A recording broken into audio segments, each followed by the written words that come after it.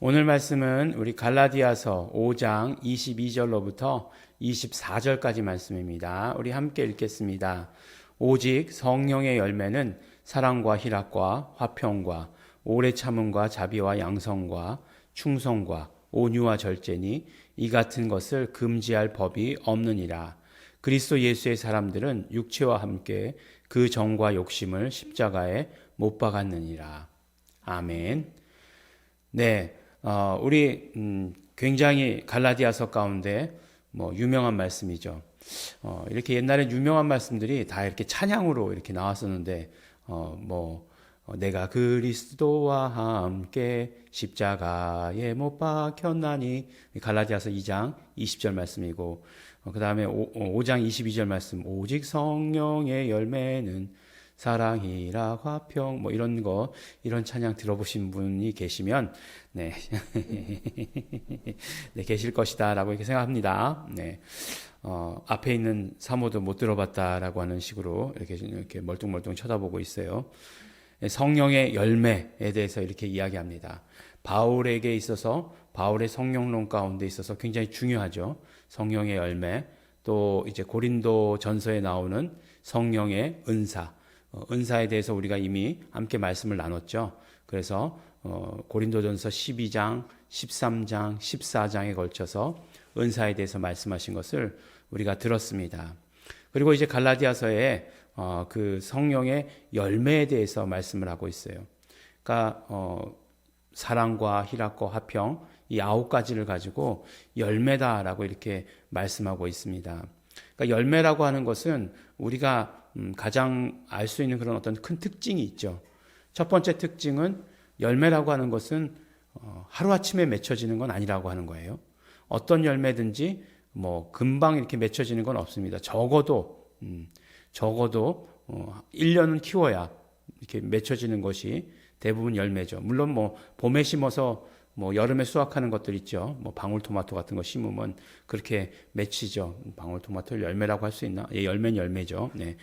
제가 과일은 아니다라고 하는 것에 갑자기 집중하다 보니까 과일이 아니고 토마토는 채소죠. 그래서 그런 것들 생각하다 보니까 그랬습니다. 어쨌든지 간에 오늘 심고 내일 맺히는 건 아니에요. 그 다음에 두 번째 특징은 무엇이냐면 열매라고 하는 것은 정체성을 얘기하는 거죠. 무슨 얘기냐면 이제 많은 분들은 이렇게 그 나무에 대해서 좀 아시는 분들은 나무만 보고 잎사귀만 보고 또 그게 무슨 나무인지 아시더라고요.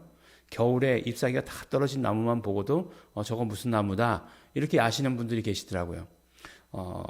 그보다 이제 조금 더 이제 저 하수는 잎사귀를 보고 아시는 분이고 저같이 완전히 초짜는 그래도 뭘 보고 알죠? 열매가 열린 것을 보고 하는 거죠. 이렇게 지나가다가 과수원이 있는데 보니까 사과가 열려 있어요. 이건 친숙하잖아요. 저거 사과나무구나. 라고 하는 거 알게 되는 거죠. 어느 과수원에 갔더니 배가 주렁주렁 열려 있어요. 사실은 요새 과수원에 배가 열려 있는 걸 볼 수는 없죠. 다 이렇게 봉지에 쌓여져 있죠. 그러면 그래도 저걸 보고서는 저게 배구나. 저게 배나무구나. 라고 하는 것을 알 수 있어요. 그러니까 열매라고 하는 것을 보고서 열매라고 하는 것은 그 나무의 정체성을 이야기해주고 있는 거죠. 그래서 우리가 그 나무를 부를 때 그 열매의 이름을 가지고 그 나무를 불러요. 대부분.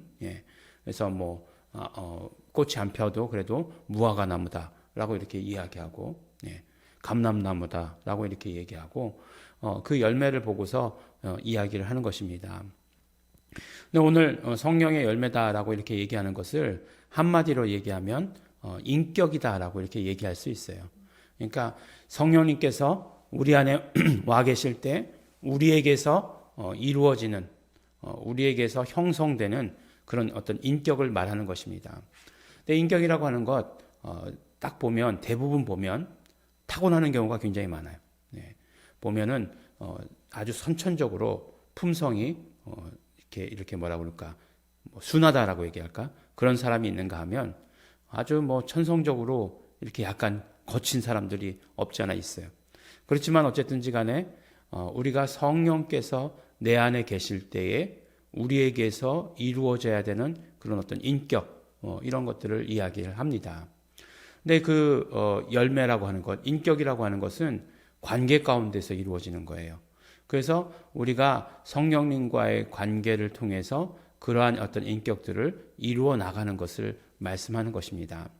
근데 계속해서 그 갈라디아서의 말씀을 보면서 또 그 흐름과 계속 연결되는 것은 무엇이냐면, 우리가 이제 자유하기 위해서 중요한 것은 믿음이었어요. 예수 그리스도께서 주셨어요.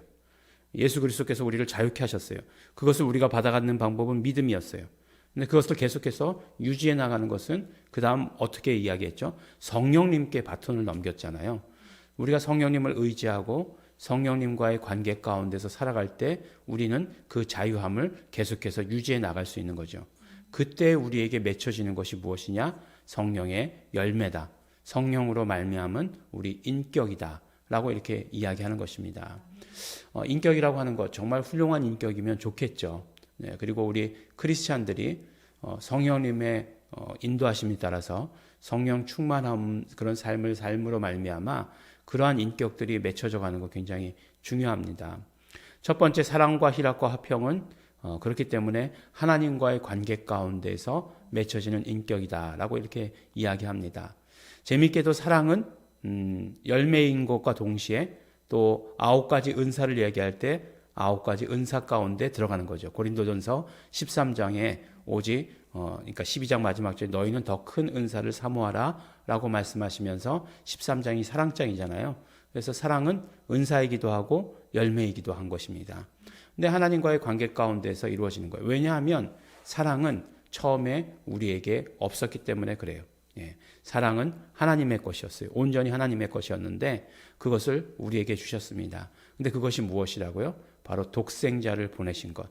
그것이 하나님의 사랑의 결정이다라고 이렇게 이야기하고 있어요. 그렇기 때문에 우리가 하나님의 사랑을 받지 않으면 우리는 이 땅에서의 사랑의 껍데기만 가지고 있는 것이지 사랑의 실체, 사랑의 열매를 실질적으로 가지고 있는 것은 아닙니다. 희락과 화평, 희락이라고 하는 것은 기쁨인데 바로 하나님을 기뻐하는 것이 너희의 힘이다 라고 이렇게 느헤미야서에 말씀하신 것처럼 네, 우리가 하나님을 기뻐하는 것, 그것이 바로 우리 희락이고, 화평이라고 하는 것도 하나님과의 관계 가운데서의 화평을 말씀하는 것이에요. 그래서 우리가 하나님과의 관계 가운데 화해했다, reconciliation 뭐 이렇게 얘기하지 않습니까? 화해했다라고 이렇게 이야기하는 것, 하나님과의 화평을 누리게 된 거죠. 예수 그리스도로 말미암아. 그래서 그 하나님과의 관계 가운데서 우리가 성장하는, 경험하게 되는, 자라게 되는 인격을 말씀하는 거죠. 그 다음에 오래 참음과 자비와 양선은 우리가 이웃과의 관계 가운데서 이루어지는 것입니다. 오래 참음이라고 하는 것은 모든 인격의 베이스가 되는 거죠. 오래 참아야 돼요. 오래 참지 않고 열매되는 것 없고, 오래 참지 않고 관계가 유지될 수 있는 것 없습니다. 나는 그냥 B형이어서 다혈질이고, A형이어서 소심하고, 그래서 오래 못 참고, 그것 아니고요. 그것 아니고, 오래 참음이 있어야 관계는 유지되는 거예요. 그래서 열매가 맺혀질 수 있는 것입니다. 모든 것의 기본이 돼요, 사실은. 그 다음에 자비라고 하는 것은 오래된 포도주를 내어준다라고 하는 그런 의미예요. 그러니까 내가 가장 좋은 것을 준다라고 하는 것입니다. 그러니까 우리 이웃에게 있어서 내게 가장 좋은 것을 주는 것이 이웃과의 관계를 유지하는 방법이에요. 좋은 것을 줘야 돼요. 서로 좋은 것을 주고 받고 해야 그 관계가 유지될 수 있습니다. 어떤 관계라고 하는 것이 받기만 하는 것 잘 유지되기 어려워요. 주기만 하는 것 또 그것도 번아웃 되기 쉽습니다. 우리가 정말 좋은 것을 주고받는 그런 관계가 돼야 돼요. 양선이라고 하는 것, 양선이라고 하는 것 있고, 또 이제 마지막으로는 자신과의 관계 가운데서 성장하는 것, 그런 인격, 자라나는 인격들을 말하죠. 충성, 신실함이죠. 충성이라고 하는 것은 신실함. 온유라고 하는 것은 우리가 잘 알고 있어요. 온유라고 하는 것은 힘을 아무 방향으로나 쓰도록 하는 것이 아니라 바로 온유라고 하는 것은 힘을 절제해서 한 방향으로 사용할 수 있게 하는 거죠. 그래서 이제 야생마를 길들인다라고 이렇게 얘기할 때 그때 온유라고 하는 단어를 사용하게 되는 거죠. 그래서 야생마라고 하는 것 워낙 자연적으로 타고난 이런 어떤 기질이 좋잖아요. 근데 어디로 튈지 길들여지지 않으면 그 힘은 아무런 쓸모자기도 없는 것이잖아요. 그래서 그런 어떤 것 한 방향으로 사용할 수 있는 것, 그것이 바로 온유라고 얘기하는 거죠. 그것이 중용이고 여러 가지로 이렇게 말을 하지만 결국 우리의 힘, 머리는 차갑게, 가슴은 뜨겁게, 이런 어떤 조화, 이런 것들을 말하는 것입니다. 다음에 절제라고 하는 것, 절제라고 하는 것은 내가 모든 것을 다 안 한다, 이게 절제가 아니고 정말 어떤 것을 얘기하면 그런 것들 있잖아요. 미래의 기쁨을 위해서 현재의 기쁨을 유보한다라고 하는 것, 그런 것들이 절제죠. 그러니까 다시 오실 예수님을 바라보면서 내 삶 가운데서 지금 내가 할 수 있지만 하지 않는다라고 하는 것들. 왜냐하면 나는 다시 오시는 예수님을 기다리고 준비하는 사람이기 때문에 라고 하는 것. 그것이 자신과의 관계 가운데서 이루어지는 그런 인격입니다. 9가지 다 합치면 어떻게 될까요? 9가지 다 합치면 바로 예수님께서 우리에게 보여주신 그 인격이 되는 거죠. 이 땅에 육체를 가지고 오셔서 우리에게 보여주신 이 인격이 되는 것입니다. 이 인격은 어떻게 된다고요? 바로 성령의 열매라고 말씀하심으로 말미암아 그 실체가, 그 본질이, 그 정체성이 성령님이심을 이야기해 주고 계세요. 우리가 성령님 안에서 성령님과의 관계 가운데서 성령님께 얼마나 순종하느냐에 따라서 우리에게 자라나게 되는 그런 것임을 우리에게 말씀해 주십니다. 우리가 인격이라고 하는 것 너무나 중요하지 않습니까? 우리 인격, 예수님 어떤 분이에요? 복음, 우리 다이아몬드에 비교할 수 있죠. 예전에 장경동 목사님 오셔가지고 예일교회에 오셔가지고 하셨던 말씀 중에 유일하게 제가 또 남아있는 그 예화인데, 예수님 다이아몬드예요. 그러면 사람들도 다이아 반지를 세팅할 때에 그 구리에다가 세팅을 하지 않는다고 해요. 저는 잘 모르지만, 적어도 그 다이아 반지를 물릴 수 있는 반지를 세팅하는 것은 백금이나 그렇게 된다고 하는 거예요. 왜냐하면 다이아몬드가 귀하기 때문에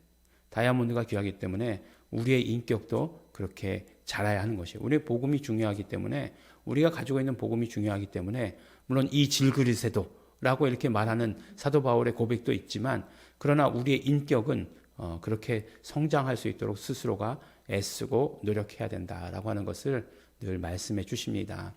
우리 예일중앙교회 성도 여러분, 언제나 보면 한 분 한 분이 다 훌륭하신 인격이고, 저는 늘 우리 모든 성도님들의 한 분 한 분의 인격들을 본받기 위해서, 본받으려고 노력하면서 살고 있습니다. 평생 그래 왔습니다. 우리 더 아름다운 열매가 풍성한 그런 우리 예일중앙교회가 되기를 또한 예수 이름으로 축원합니다. 기도하겠습니다. 하나님 아버지 감사합니다. 우리 성령님으로 말미암아 열매 맺는 삶 살게 하여 주신 것을 또한 너무나 감사하고 감사드립니다. 우리에게 성령의 열매가 풍성하게 하여 주시옵소서. 우리 가정에 성령의 열매가 풍성하게 하여 주시옵소서. 우리 교회에 성령의 열매가 풍성하게 하여 주시옵소서. 그러므로 말미암아 성령 충만함을 그대로 드러내는 우리 교회 될 수 있도록 되기를 소원합니다. 성령님 함께하여 주시옵소서. 예수님 이름으로 기도드렸습니다. 아멘. 우리 이 시간에 기도하실 때에 우리 소원 가지고 기도하시기 바랍니다. 우리 더욱더 많은 성령의 열매를 맺기를 원합니다. 성령의 열매가 풍성하게 하여 주시옵소서. 그러므로 성령님이시여 충만히 임재하여 주시옵소서. 성령님을 소원합니다. 성령님께 순종합니다. 우리 소원하시면서 결단하시면서 다 같이 통성으로 기도하시겠습니다.